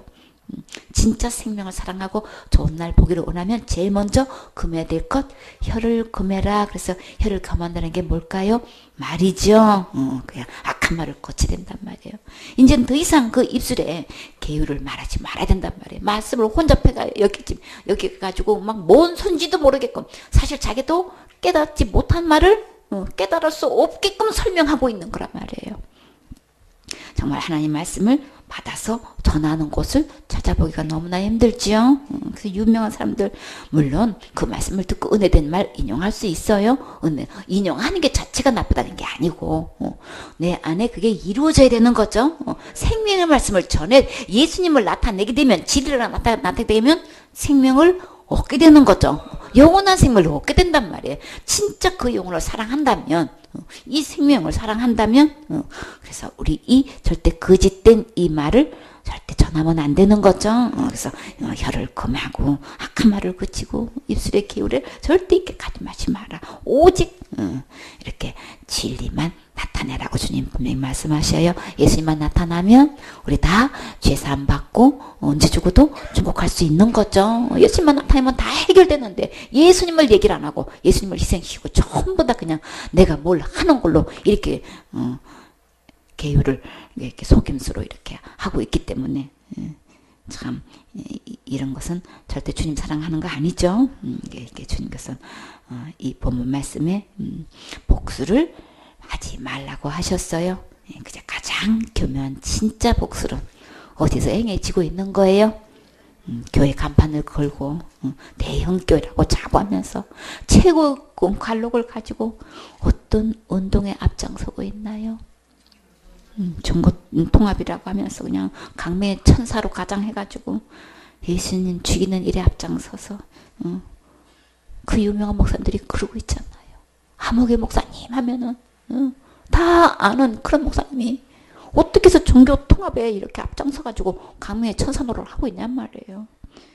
너무나 많은 교인들이 거짓 목사들의 말에 속아서 지옥 가는 거 생각하면은 막 가슴이 진짜 너무 아프죠. 얼마나 속상하냐고요. 얼마나 안타까우냐고요. 그래서 절대로 우리가 착한 일을, 선한 일을, 좋은 일을 해서 천국 갈 영혼은 이 세상에 단 한 명도 없어요. 그 유명한 분들이 그냥 천한 일, 착한 일만 하면은 어떤 종교를 믿어도 다 좋은 데 갑니다. 이루고 있으니. 그러니 얼마나 영향을 받겠냐고요. 천주교를 통해서도 불교를 통해서도 기독교를 통해서도 똑같은 말을 하고 있으면 어떻게 되겠냐고. 적어도 목사라면은 예수님을 통해서만 천국 간다는 말씀을 해야 되는 거죠. 어떻게 거기서 어울려가지고 좋은 일 하면 착한 일 하면은 천국 간다고 어떻게 그렇게 말을 똑같이 하느냐고. 그 유명한 목사님이 어떻게 그렇게 말씀하시냐고. 신문에 그냥 있는 대로 뜻을 그렇게 내놓고 그 유명한 목사님이 그렇게 말씀하시는데 어떤 종교고 착한 일 하면 다 좋은 데 가는 거구나. 믿음이 없는 사람들은 그렇게 받아들일 거 아니에요. 그쵸? 교회 다니나 절에 다니나 천주교 다니나 뭐 아무 상관없는 거야 그냥. 무조건 뭐가 기준이야? 착한 일 하면 선한 일 하면은 천국 가는 거야. 선한 일이 뭐예요? 한국말로는 착한 일이잖아요. 착한 일 하면 천국 가는 걸로 이렇게 지금 이렇게 해놓으면 근데요 주님은 뭐라 그러셨어요? 선을 행하는 자는 없나니? 하나도 없다고 그러셨어요. 하나님 한 분 외에는 선한 분이 없다고 주님 분명히 말씀하셨어요. 모든 종교가 하는 말이 전부 다 선한 일을 해야 된다고 하고 그래야 좋은 데 간다고 하니까 하나님은 그 절대로 그냥 그 선부터 딱 껐어요. 선한 분은 하나님 한 분뿐이시니라. 근데 누가 선한 일을 해가지고 천국을 가겠냔 말이에요. 못 가요? 못 해요? 그렇기 때문에 그 속아 넘어가면 안 돼요. 유명하다고 대형교회라고 그냥 우리 한국 교계에서 그냥 원로급 목사님이라고 그 말에 속아 넘어가지 마세요. 우리는 못하는 거예요. 못하기 때문에 예수님을 보내주셨고 예수님이 오셨어요. 그래서 주님은 오직 천국 갈 수 있는 것. 요한복음 14장 6절에 예수께서 가라사대 내가 곧 길이요 진리요 생명이니 나로 말미암지 않고는 아버지께 올 자가 없느니라. 지금 분명히 말씀하셨어요. 예수님 없이는 절대 하늘나라 갈 수가 없어요. 천국 갈 수가 없어요. 절대 착한 일 선한 일 해가지고 천국 갈 영혼 없어요. 그것은 거짓말인 거예요. 너무나 이거 속이고 있다고요. 게으르의 역군이란 말이에요. 이렇게 그냥 가장 최고의 종교의 위치에 그냥 우두커를 그런 분들이 그렇게 얘기를 하고 있으니 참 얼마나 많은 사람들이 영향을 받겠냔 말이에요. 속아 넘어가지 마시고 그 모든 것 버리시고 오직 진리만 나타나는 일에 우리 쓰임 받으셔야 되겠지요. 7절에 머리카락을 둥글게 깎지 말며 그랬죠. 수염도 송상치 말라 그랬어요. 근데 이 말씀은 어떤 뜻이냐 하면 이 시대에 이방 사람들의 의식 속에 이렇게 머리를 깎고 수염을 다듬은 거예요. 근데 이 유행이 어디까지 왔냐 하면 제사장들까지 영향을 받은 거예요. 이방 종교 의식 그 중에서 그들이 하고 있는 그들 거짓 선자들이 하고 있는 그것들이 영향이 이렇게 그냥 하나님을 섬기고 있는 제사장들까지한테 이게 영향이 와가지고 이 이스라엘 백성들도 이제 그 흉내를 내고 있는 거예요. 그래서 주님은 절대 이방 그 의식 속에서 그 숭배하는 그런 걸 따라하지 말라고 지금 여기서 주님께서 언급하고 계시는 거예요. 절대 머리카락도 깎지 말고 수염도 다듬지 말라. 그래서 머리카락을 이렇게 둥글게 깎지 말라는 게 구렛나루라고 하죠. 옛날에 그런 거니까 이게 가나안 사람들이 습관이고 이방 종교의 의식 중에 하나인 거예요. 그래서 머리카락을 둥글게 깎지 말라라는 말씀이 나오는 거예요. 그래서 레위기 18장 3절에 보면 너희는 거하는 애굽 땅의 풍속을 쫓지 말며 너희를 인도할 가나안 땅의 풍속과 규례도 행하지 말고 그랬어요. 근데 지금 이런 풍속들이 이런 이방 종교 의식들이 이렇게 이스라엘 백성에게 침투하고 이것이 그냥 온통 유행이 돼가지고 하나님의 종이라고 하는 제사장도 수숨치 않고 막 이게 막 이게 따라하고 있는 거예요. 이런 헤어스타일을 하고 있는 거예요. 이게 그냥 단정하기 위해서 하는 게 아니고 이 종교 의식을 하고 있는 일에 이거 따라해서는 절대 안 되는 거죠. 이건 차원이 틀리는 거예요, 그렇죠? 그러면 그렇게 똑같이 머리를 둥게 깎지 말라고 했으면 딱 깎으면 지금 뭐 하고 있는 거예요? 이방 신을 지금 섬기고 있는 거랑 똑같은 거예요. 그러니까 차원이 전혀 틀리죠. 세상 풍습의 유행이 어떻게 유래됐는지를 우리는 봐야 된다고요. 그냥 뭣도 모르고 유행 따라서 따라가다 보면은 세상에 이게 종교 의식이 돼버리는 거예요. 거기에 동참하는 것밖에 안 된단 말이에요. 그러니까 이거 주님은 엄격하게 구분하신 거예요. 그래서 레위기 18장 30절에 보면 그러므로 너희는 내 명령을 지키고 너희 있기 전에 행하던 가증한 풍속을 하나라도 쫓음으로 그렇게 되면은 어떻게 된다고 하셨어요? 스스로 더럽히지 말라.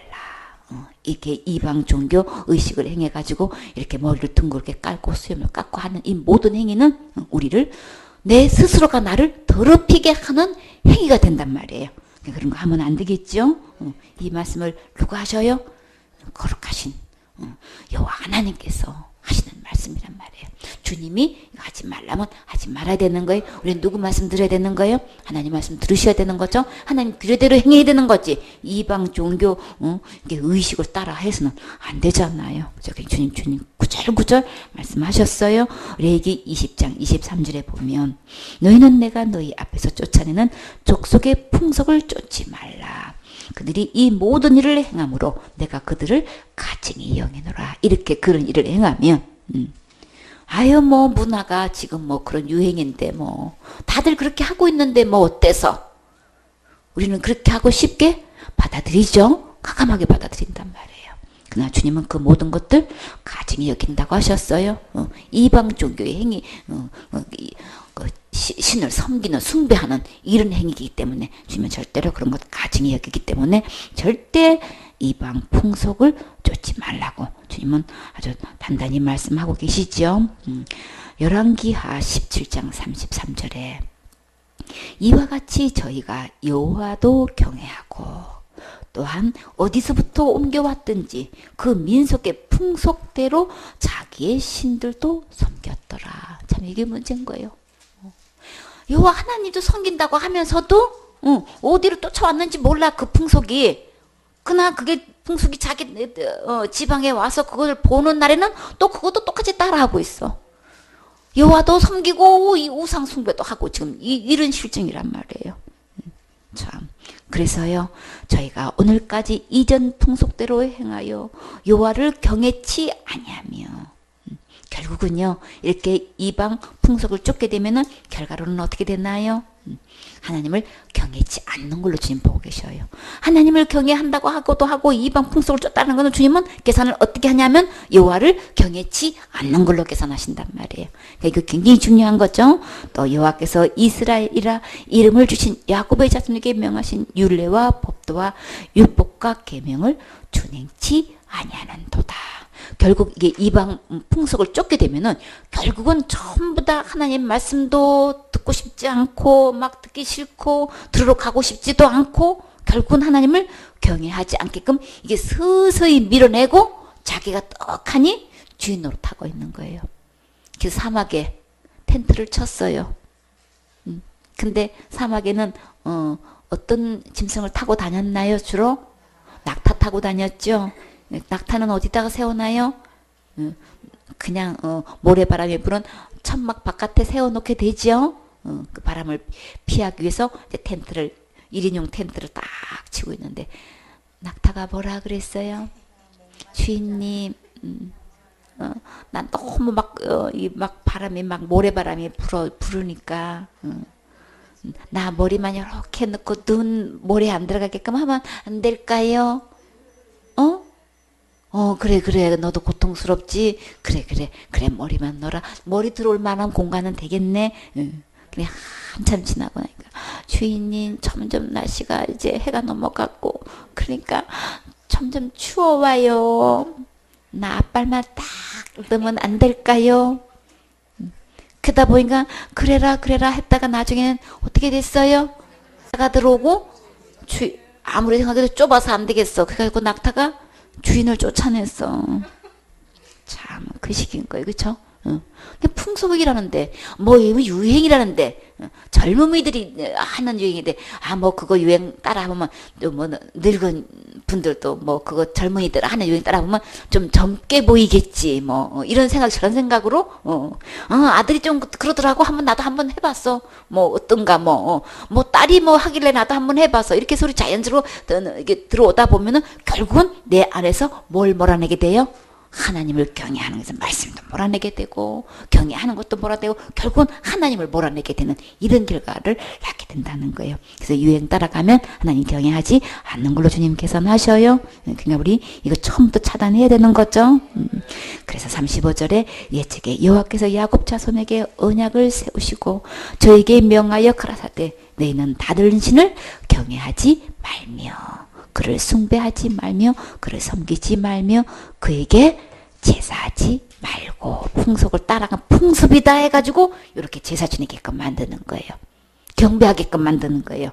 그냥 세상 풍속 절대 따라하면 안 돼요. 그게 결국은 이렇게 계산이 되어지는 거예요. 그래서 36절에 오직 큰 능력과 편팔로 너희를 어디서 인도하여 내신? 애굽에서 인도하여 내신. 주님은요. 하나님 스스로를 소개하실 때 항상 애굽에서 종되었던 너희를 인도하신 여호와다. 항상 이 말씀하셔요. 주님은 이 말씀을 너무너무 하고 싶은 거예요. 내가 너를 죄의 노예에서 죄의 애굽에서 종되었던 너희를 우리는 전부 다 죄의 노예예요. 그렇죠?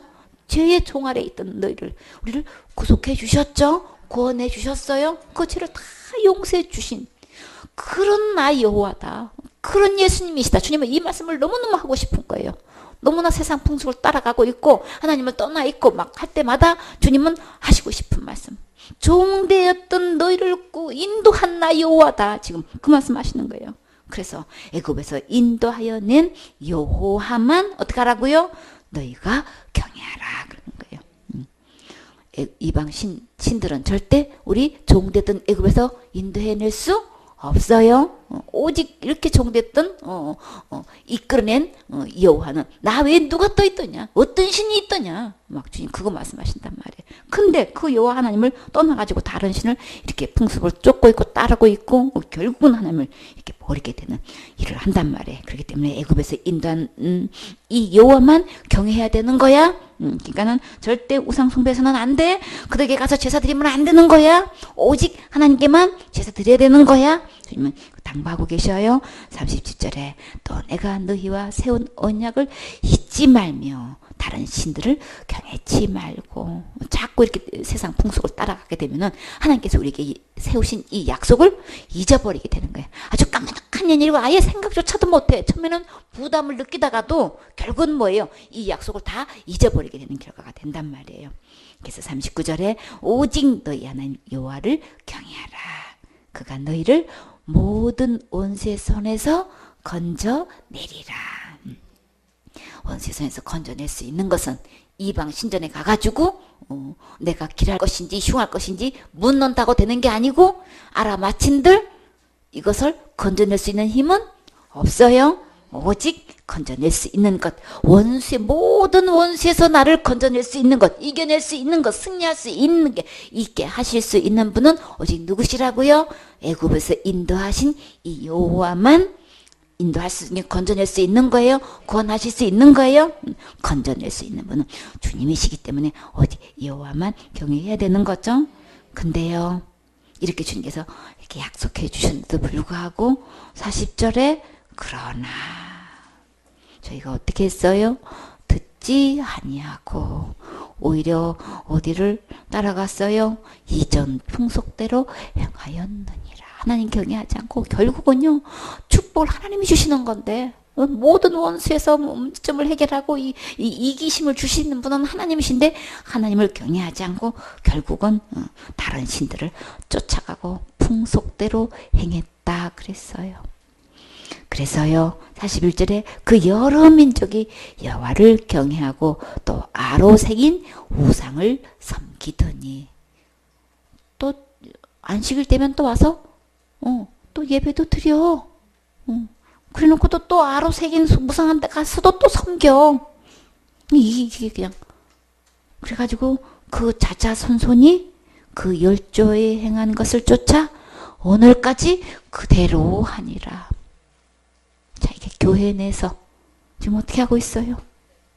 하나님 경외한다고 하면서 예수님도 믿고 내가 또 뭘 해야 되고 오늘날까지 지금 똑같이 여전히 하나님도 경외한다 그러고 예수님 십자가에 돌아가시는 것도 믿고 부활하신 것도 믿어. 아 믿지요. 믿는데 여러분도 믿으시나요? 근데요. 근데 지금 또 무조건 지옥 간대. 날마다 지는 전 자기가 날마다 기도를 해결을 해야만 천국 간대. 예수님 믿는 거는 뭐고 내가 해야 되는 건 또 뭐냐고. 하나님도 경외하고 아로 새기는 우상도 섬기고 이게 그냥 자기뿐만 아니라 자자손손 오늘날까지 지금 이루고 있는 거예요. 여호와만 섬기는 거 아니고 이러고 양다리를 걸치고 있어. 주님은 어떻게 계산하신다고 했어요? 여호와 경외하는 거 아니다. 우상 숭배하는 거로만 여긴다고 하셨어요. 양다리 걸치지 마세요. 그런 반믿음은 온전한 믿음 아니기 때문에 천국 갈 수 없어요. 그래서요 정결한 신부가 되지 않으면 신랑 예수님 만날 수 없지요. 그래서 미혹의 영에 속아서 더럽게 되고 혼탁하고 부패한 마음을 예수님께로 지금 속히 돌아와서 깨끗이 씻음 받아야 되겠지요. 바울은 어떤 일에 열심을 낸다고 했나요? 고린도서 11장 2절에 누구의 열심으로? 내가 하나님의 열심으로 너희를 위해서 열심을 낸대요. 뭐 하기 위해서요? 그렇게 부정한 상태에서는 혼탁한 영에 숭배하는 상태에서는 하나님을 만날 수 없으니까 천국 갈 수 없으니까 예수님 만날 수 없으니까 어떤 일에 열심을 내요? 정결한 한 남편인 그리스도께 중매하려고 열심을 낸대요. 하나님의 열심을 낸대요. 그렇게 하려면 우리는 어떻게 돼야 되는, 신부단장 어떻게 되는 거예요? 정결한 처녀가 될 때만 거룩하신 남편 되시는 그리스도를 만날 수 있는 거죠. 이 그리스도가 나의 남편이 될 수 있으려면 내가 정결한 신부가 돼야 된단 말이에요. 하나님도 섬기고 우상도 섬기고 이런 상태는 절대 정결한 신부 아닌 거죠. 정결하게 되려면, 처녀가 되려면 정말 이 일에 우리는 열심을 내서 우리 중매해야 되죠. 오직 진리만 나타나면 되는 거예요. 혼탁한 영에 이렇게 속아 넘어가가지고 하나님도 섬겨야 되고, 내가 뭘 해야 되고, 율법도 지켜야 되고, 은혜로 이루 주신 것도 믿어야 되고, 이거 아닌 거예요. 다 혼미시키는 거예요. 그래서 뱀이 간계로 그냥 이하를 미혹한 것 같이 너희 마음이 그리스도의 사랑을, 그리스도를 향해서 진실함과 깨끗함에서 떠나가지고 부패할까 두렵다 그랬죠. 그리스도로만 구원받는데 예수로만 끝나질 않고 뭔가를 내가 뭘 하는 걸로 행위를 또 걸치고 있어. 옵션이 또 들어가요. 고대 옵션은 뭐라 그랬어요? 고대 유사법은 뭐라 그랬어요? 복음을 정확하게 말하면서도 뭐라 그랬어요? 자기 전도한 열매 딱 걸친다 그래서 이게 고대 유사법인 거예요. 그 정결한 신부 아닌 거예요. 아주 천사의 탈을 쓰고 가면을 쓴 아주 그냥 가장 고도의 유사품이고 사단의 술수에 넘어가는 거예요. 뭐 99.9% 어느 보나 복음에 틀린 바가 없어. 다 믿어. 그놓고도 확증을 뭘로 해요? 내가 이렇게 전도했잖아요. 내가 이렇게 하고 있잖아요. 전부 다 내놓는 열매가 결국은 보면 뭐예요? 열매를 자기가 뭘 한 걸 내놓는단 말이에요. 요거는 아닌 거예요. 요거까지 구분할 수 있어야 돼요. 껍데기 형태 아무리 멋지게 그냥 흠 없이 그냥 껍데기가 너무너무 잘 돼가 막 크고도 너무나 보기 좋고 색깔도 좋고 하나도 뭐 기스난 것도 없어. 그걸로 하는 게 아니고 뭘로 해요? 알곡으로 해요. 그 안에 알곡이 있냐 없냐. 알곡도 찌그러지고 뭐 들있고 이런 거 많죠, 그쵸? 완전히 익어야 되는 거예요. 벼가 다 안 익으면 고개 숙였어도 꼭 짜면 뭐가 나와요? 뽀얀 물이 나오죠. 그 연걸어서 쌀이 되기까지는 완전히 단단하게 익을 때까지는 시간이 필요해요, 그쵸? 그런 상태로는 알곡을 들일 수가 없죠. 꾹 눌러가지고 물이 나오면 이게 어떻게 보관을 하냔 말이에요. 안 되지요. 그렇기 때문에 알곡에 대해서 추수할 수 있을 때까지 돼야만 되는 거죠. 그렇기 때문에 하나님도 섬기고 이렇게 우상도 섬기는 이런 반마음에 대해서는 반믿음 갖고는 하나님께 나아갈 수 없고 예수님 맞이할 수가 없어요. 우리의 마음은 완전하게 온전해야 되는 거예요. 온전한 믿음만 참 그리스도께로 나아갈 수 있죠. 우리 온전한 믿음이 될 때에 정결한 처녀가 되는 거예요. 그렇게 해서 예수님께로 오면 우리 깨끗이 씻음 받을 수 있죠. 3절에 뱀이 그 관계로 이하를 미혹해 한 것 같이 우리 이 그리스도를 향하는 이 진실함에서 깨끗함에서 떠나면 안 되겠지요. 오직 그 깨끗함과 진실은 누가 안에 있어요? 예수님 안에 있어요. 예수님만 나를 깨끗하게 하실 수 있는 분이고 정말 진실되게 하실 수 있는 분이죠. 주님이 해놓으신 거 우리 받아 누리면 되는 거예요. 그래서 이 세상에는 너무나 많은 사람들이 어떤 사람이 있어요. 복음을 전파하는데 예수님을 전파하는데 어떤 예수를 전파하고 있어요? 다른 예수를 전파하고 있고 다른 복음을 전하고 있고 다른 영을 전하고 있는 거예요. 그래서 우리는 이거 온전히 분별해야 되겠죠. 너무나 많은 사람들이 다른 믿음을 갖고 있어요. 그러면 결국은 다른 곳에 가게 되지요. 그렇기 때문에 우리는 이 믿음 점검해야 되겠지요. 28절에 죽은 자를 위하여 너희는 살을 베지 말며 몸의 문의를 놓지 말라. 나는 여호와니라. 이때에 이 풍습 중에 이방인 풍습 중에 하나가 또 죽은 자를 위해서 애도한다는 뜻을 표현하기 위해서 이렇게 살을 뱉다는 거예요. 그리고 몸에 무늬도 놓았다는 거예요. 다 우상숭배에서 나오는 거예요, 이것들이. 머리카락을 둥글게 깎고 하고 수염을 다듬고 하고 이 한 모든 것들이 우상숭배의 하나이기 때문에 그 의식 중에 하나이기 때문에 절대로 이런 자를 위해서 죽은 자를 위해서 절대 살을 베지 말아라. 막 어떤 사람은 막 손가락을 끊어내고 막 이런 이렇게 자행하게끔 풍습이 그랬다는 거예요. 남편이 죽어서 너무 애다는 걸 막, 그렇게 하면 막, 그러니까 외식인 거죠. 그쵸? 물론 슬프죠. 하늘이 무너지니까 그거죠. 근데 손가락 잘라낸다고 그게 되는 거예요? 아니죠. 절대로 주님은 그런 식으로 애들을 표현하지 말라는 거예요. 절대 자식을 불 가운데로 지나게 하지 말라고 한 것처럼, 아무리 저기 한 사람이 죽었다 한다라도, 아무리 슬프다 한들, 그 슬픔의 표현을 막 살을 끊어내거나 베거나 막 이렇게 하지 말라는 거예요. 얼마나 끔찍하냐고요.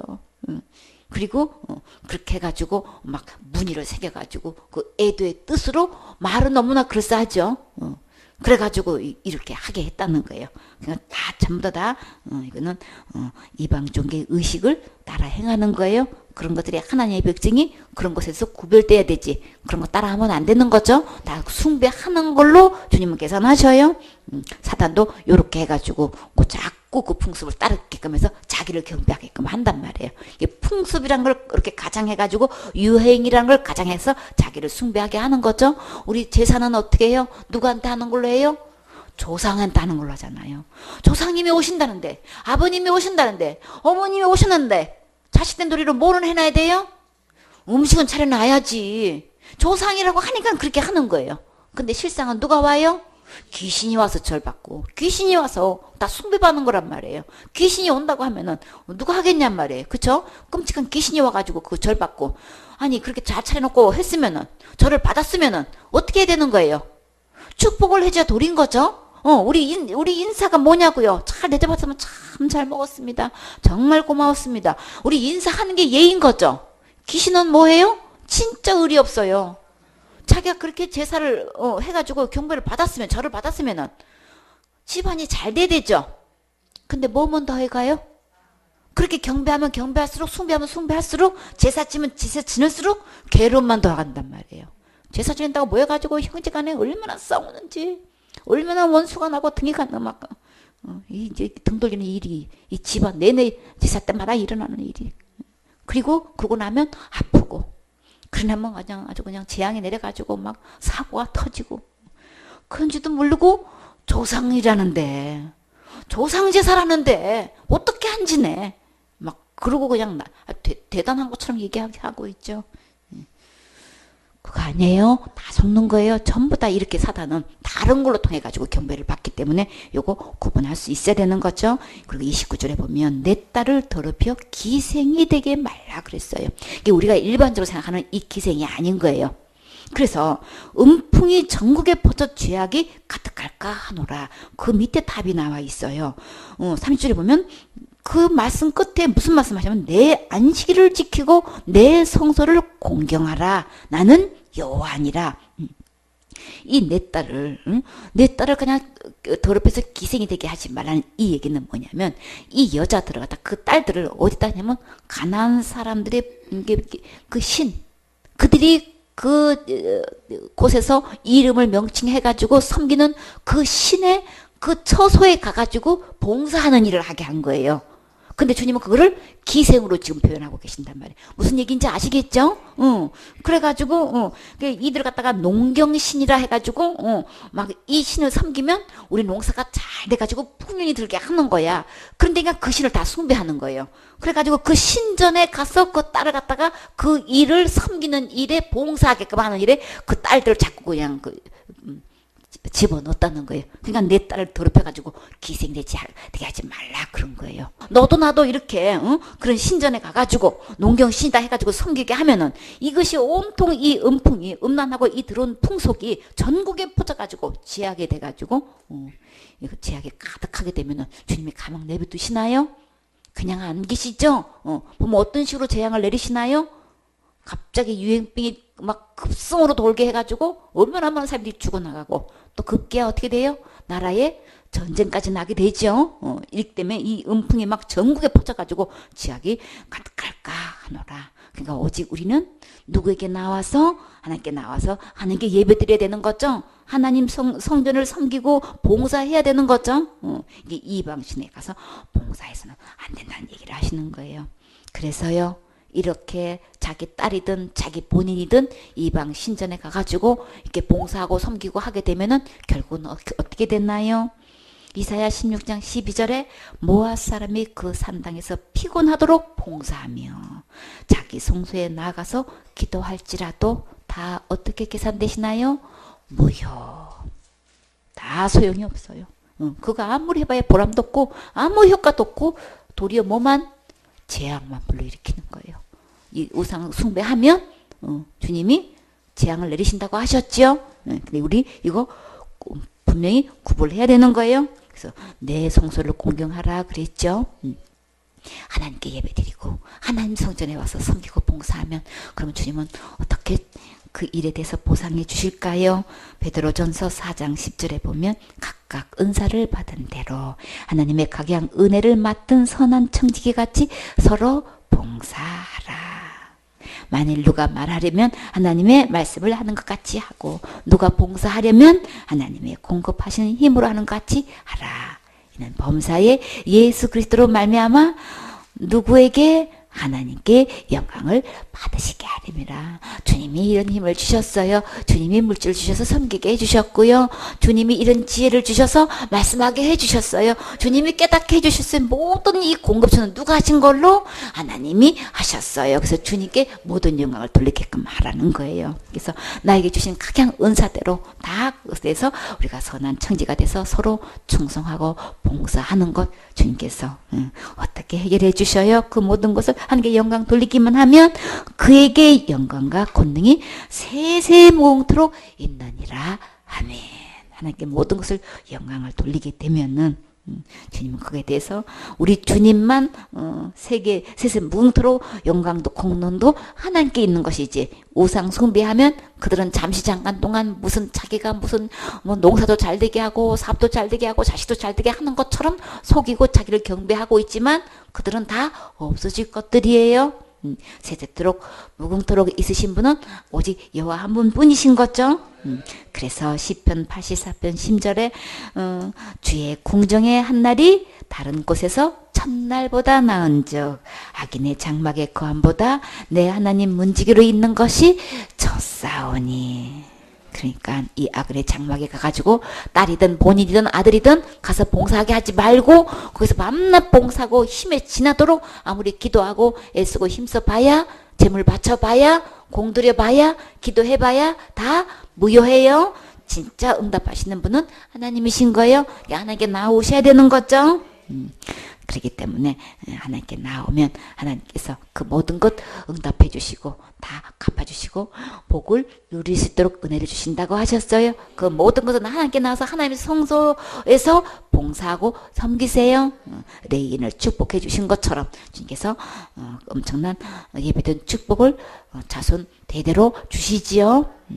31절에 너희는 신접한 자와 박수를 믿지 말며 그들을 추종하여 스스로 더럽히지 말라. 나는 너희 하나님 여호와니라.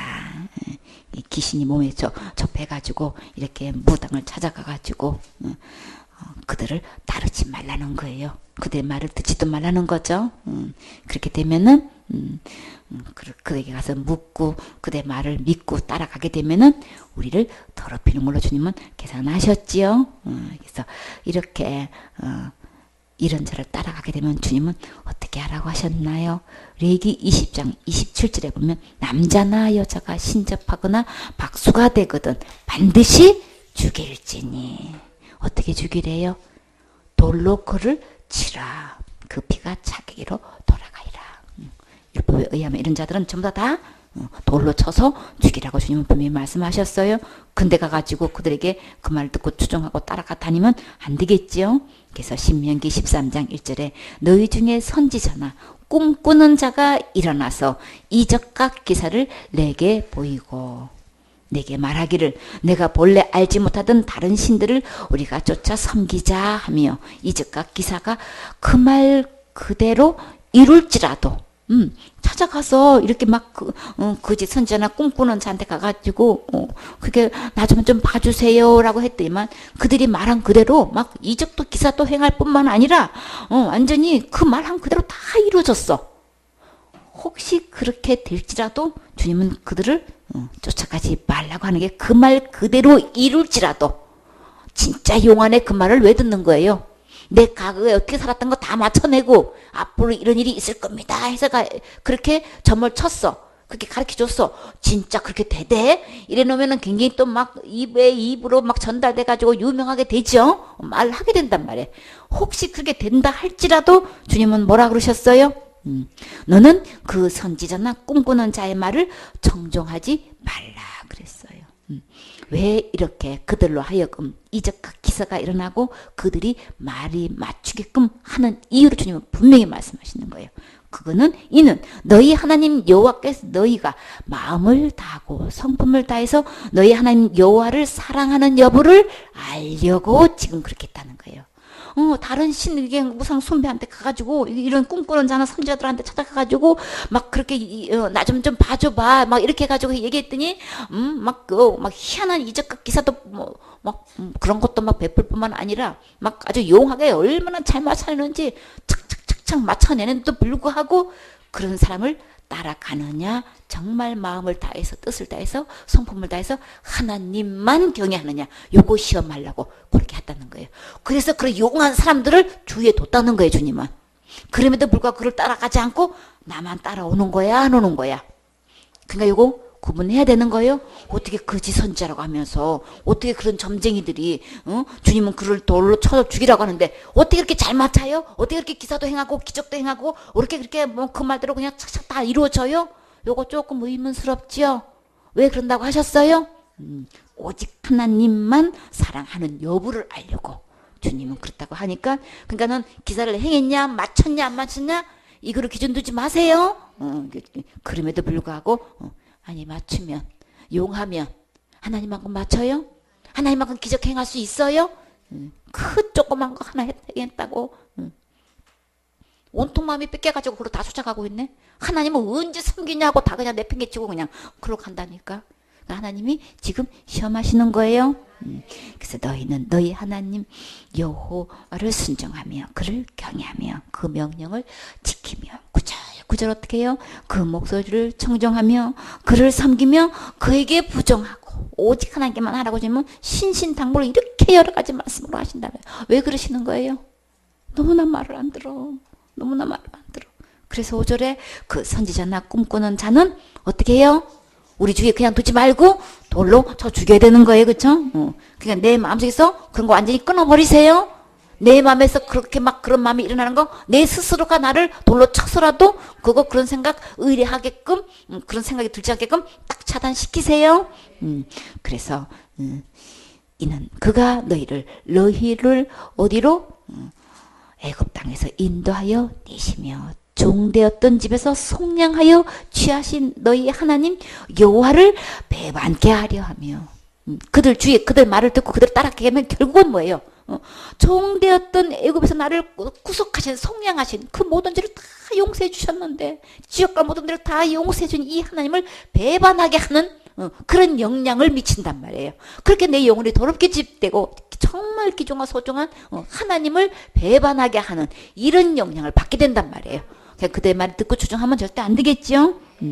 그래서 너희 하나님 여호와께서 내게 행하라 명하신 이 도에서 너를 깨어내려고 말하였음이니라. 결국은 하나님을 경외하지 못하고 하나님을 명령을 순종하는 이걸 못하게끔 하는 역할을 이 악한 영들은 이렇게 교묘한 술수를 써가지고 유행이다 풍습이다 막 이렇게 해가지고 막 학문이다 이렇게 해가지고 가기니 철학이니 해가지고 이렇게 막 틈타고 들어와가지고 결국은 하나님을 뒤집어 놓고 믿지 못하고 따르지 못하고 순종하지 못하게끔 그래서 하나님 말씀을 버리고 하나님을 배반하게끔 만드는 이런 악한 영향력을 미치기 때문에 우리 주에서의 이런 죄는 완전히 제버려야 된다. 주님은 이거 신신당부하고 계시지요. 이 1차 전도 여행 때 구브로 섬에 갔지요. 살라미에서 도착해서 가운데로 쭉 행해서 해당마다 들리면서 복음을 전하면서 어디에 도착했어요? 바보에 도착했어요. 그렇죠? 그 성에서 누구에게 전도를 했나요? 총독에게 복음을 전하고 있는데 이 서기오 바울에게 복음을 전하고 있는데 근데요 그 중에 누가 있었나요? 유대인 중에 누가 있었어요? 거짓 박수가 있었었죠. 근데요 사람들 앞에서는 그 사람이 누구라 그래요?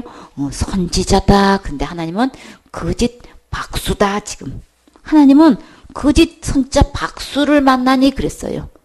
사람들은 다 선지자로 이렇게 존중하고 있는데 하나님은 거짓 선지자 박수다, 무당이다 지금 이렇게 말을 하고 있는데 그 무당이, 그 박수가 무슨 일을 했나요? 이 총독이 바울의 전하는 이 복음을 듣고 막 믿고 싶어 하는데, 들으려고 하는데 거기서 막는 역할을 하고 믿지 못하게끔, 어떻게든 듣지 못하게끔 방해 공작을 놓고 있더라는 거지. 이렇게 아주 그냥 아주 노골적으로 이런 거짓 선지자나 박수나 무당이나 이런 자들은 결국은 복음 앞에서 복음을 못 듣게 방해하는 역할을 하고 있단 말이에요. 그래서 결국은 어떻게 됐나요? 눈을 어둡게 했죠. 그래가지고 막 도둥거리고 그냥 자기를 도와달라고 막 요청할 정도로 잠시 동안 그렇게 해버렸단 말이에요. 그렇기 때문에 결국은 악한 영을 가까이 하게 되면은 이 진리의 복음에 대해서 듣지 못하게끔 방해하는 요소가 되기 때문에 그렇게 해서 하나님 예수님의 이름으로 그로 하여금 그냥 사로잡혀서 눈을 못 보게끔 해가지고 왜? 총독이 구원받아야 되는데 자꾸 방해하고 있으니까 옆에서 그렇게 하면 안 되잖아요. 그래서 진짜 하나님의 능력으로 그냥 딱 그렇게 해가지고 더 이상 영향을 못 미치게 딱 차단시키고 그 총독의 복음 전에서 그 강령을 딱 보니까 어떻게 더욱 굳게 예수님을 믿는 전화위복으로 주님은 일을 해주신 거예요. 그러니까 우리 주위에 복음을 전하다 보면 이렇게 막 선지자다라는 이런 갈록을 얻고 목사라 이렇게 해가지고 그냥 막 못 듣게끔 막 방해 공작을 놓고 있는 게 제일 강하게 놓는 사람이 목사란 말이에요. 근데 하나님은 거짓 박수라고 지금 말씀하고 계셔요. 목사 타이틀을 갖고 있으면서도 복을 못 듣게 하고 막고 있는 사람들이 너무나 많다는 거예요. 그럴 때는 주님은 예수님의 이름으로 기적을 행해서 아주 따끔하게 그냥 막지 못하게끔 이렇게 하는 걸 볼 수가 있지요.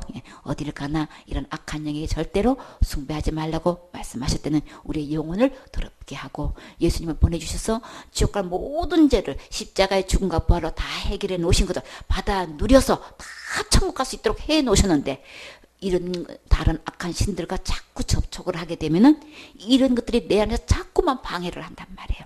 말씀이 믿어지지 않게 하고 혼란스럽게 하고 들으면 막 머리가 아파지게 되고 막 안 듣고 싶고 막 거부하고 막 내 속에서 막 전쟁이 일어난단 말이에요.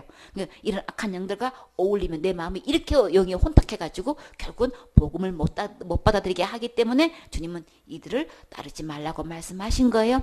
오직 기록된 하나님 말씀, 여호와의 말씀, 예수님 이 성경 말씀은 예수님에 대해서 기록하셨다고 하셨어요. 예수님 몸을 입고 오셔서 우리 지역과 모든 죄를 다 해결해 놓으셨죠. 이 예수님을 어디에 모시고 내 마음의 주인으로 모시면 우리 다 천국할 수 있도록 해 놓으셨어요. 이 말씀 청정하시고 이 말씀 듣고 이 말씀들을 믿어서 다 같이 천국 가셔야 되겠지요.